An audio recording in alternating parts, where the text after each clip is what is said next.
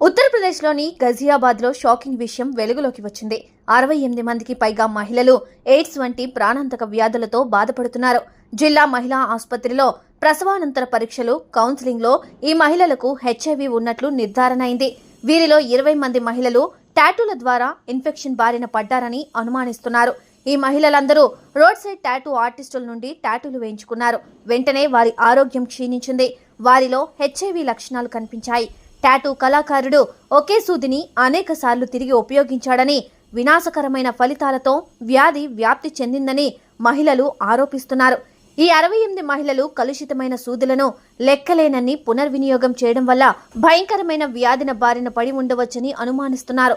ఏటా 15 నుండి 20 మంది మహిళలు హెచ్ఐవి బారిన పడుతున్నారని ఆసుపత్రి హెచ్ఐవి కన్సల్టెంట్ ఉమాసింగ్ తెలిపారు.